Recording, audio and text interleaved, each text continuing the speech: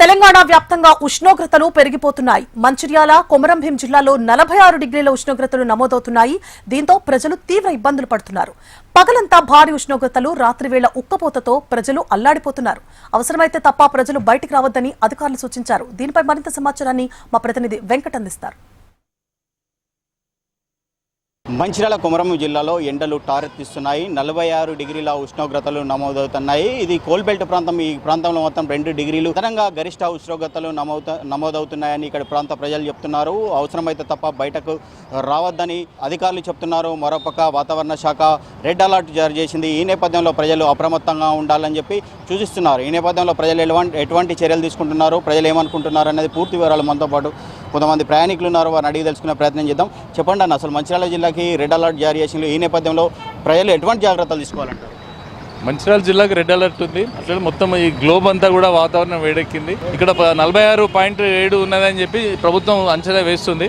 కానీ ఇక్కడ 46కు +2 కూడా ఉంటుంది. కారణం ఏంటంటే ఇక్కడ ఓపెన్ కాస్ట్ మైనింగ్ ఉన్నది. దీంతో పాటు ఫారెస్ట్ అంతా కూడా డిఫారెస్టేషన్ అయిపోయింది. తద్వారా ఇక్కడ విపరీతమైన ఉష్ణోగ్రతలు, ఇటు ఎన్టీపీసీ, అటు జైపూర్ పవర్ ప్లాంట్, ఇటు ఇండస్ట్రియల్ బెల్ట్ క్యాడర్లో ఈ మన సిమెంట్ ఇండస్ట్రీస్, పైప్స్ ఇండస్ట్రీస్ ఇవన్నీ చేయబట్టి ఇక్కడ విపరీతమైనటువంటి ఎండలు ఉంటాయి. ఇప్పుడు గోదావరి మొత్తం కూడా ఎక్కడికక్కడ ఎండిపోయింది. గోదావరిలో వాటర్ లేవు, చెట్లు లేవు.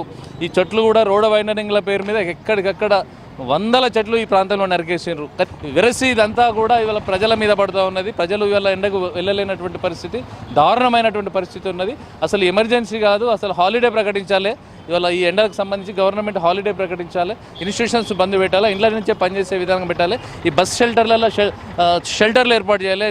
నీటి కేంద్రాలని ప్రభుత్వం ఏర్పాటు చేయాలి.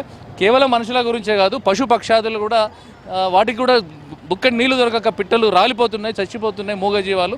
వాటిని కూడా ఇవాళ ప్రభుత్వాలు పట్టించుకోవాల్సిన అవసరం ఉన్నది.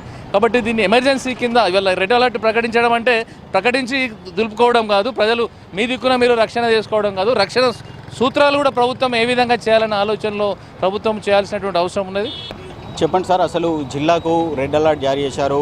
పిల్లలు, వృద్ధులు బయటకు వెళ్ళొద్దు అని చెప్తున్నారు. ఈ నేపథ్యంలో మీరు ఏం చెప్పదలుచుకున్నారు?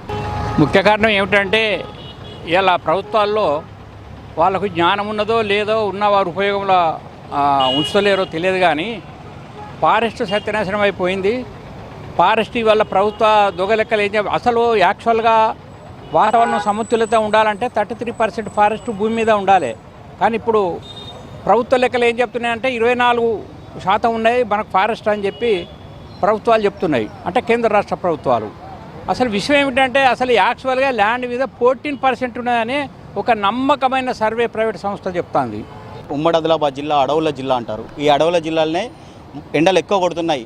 దీన్ని ఎలా చూస్తారు? అసలు అడవుల జిల్లా మీకు రోడ్డు పొంటి ఇప్పుడు అటవీ ప్రాంతం రోడ్డు పొంటి పోతున్నప్పుడు మీకు అనిపిస్తున్నాయేమో అటు చెట్లు, కానీ లోపల పడితే తెలుస్తుంది.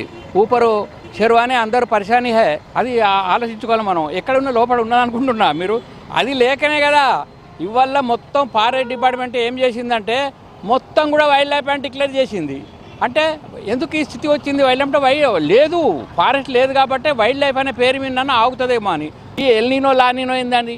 ఈ పర్యావరణాన్ని నాశేసి ఈ చెట్లే కదా పర్యావరణాన్ని ఇప్పుడు కాలాలను నియంత్రిస్తాయి. చెట్లు లేనప్పుడు ఈ ఎల్నీనో లానీనో, ఎండాకాలంలో వానకాలం, వానకాలంలో ఎండాకాలం, చలికాలంలో ఎండాకాలం, ఇవన్నీ జరుగుతాయి. కాబట్టి ఈ ప్రజలందరూ కూడా తెలుసుకొని దయచేసి చెట్లను విస్తృతంగా పెంచాలని ఈ సందర్భంగా మనం చేస్తున్నాం. ఎల్నినో ఎఫెక్ట్ వల్ల ఎండలు బాగా కొడుతున్నాయని చెప్పి చెప్తున్నారు. అసలు బయటకు వెళ్ళొద్దు అని చెప్తున్నారు. అసలు మీరు ఎటు వెళ్తున్నారు? ప్రస్తుతం పరిస్థితులు ఏంటి? నా పేరు వెల్మల కృష్ణారావు అండి, doctor Velmala Krishnarao.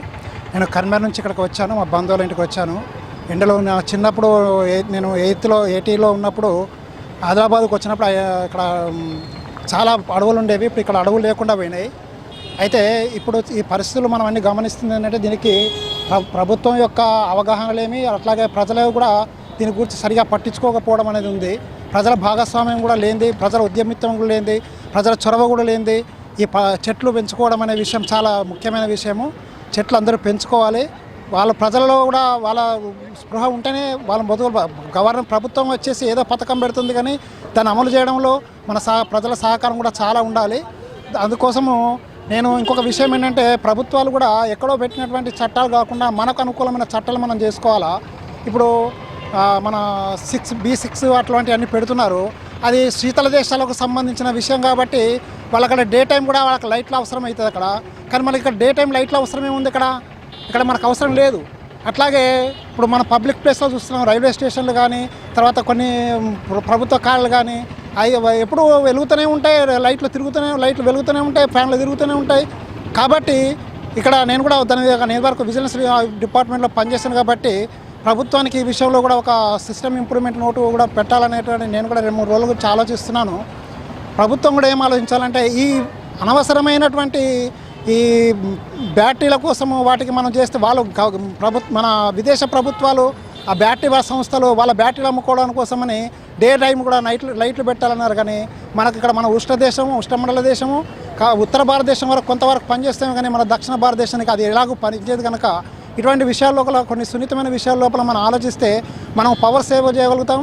Power save చేయడం వల్ల మనకు ఈ అనవసరమైనటువంటి విద్యుత్ శక్తి ఇటువంటివన్నీ పొదుపు అయితే కనుక మనం కొంత ఆ రకంగా కూడా ఈ మన టెంపరేచర్ని తగ్గించడానికి అవకాశం ఉంటుందని నేను అభిప్రాయపడుతున్నాను. మొత్తం జిల్లాలో సూర్యోదయం నుంచి సూర్య అస్తమయం వరకు కూడా ఎండవేడికి తట్టుకోలేకపోతున్నారు. మరోపక్క రాత్రి వేళల్లో ఉక్కపోతూ ఉంటుంది.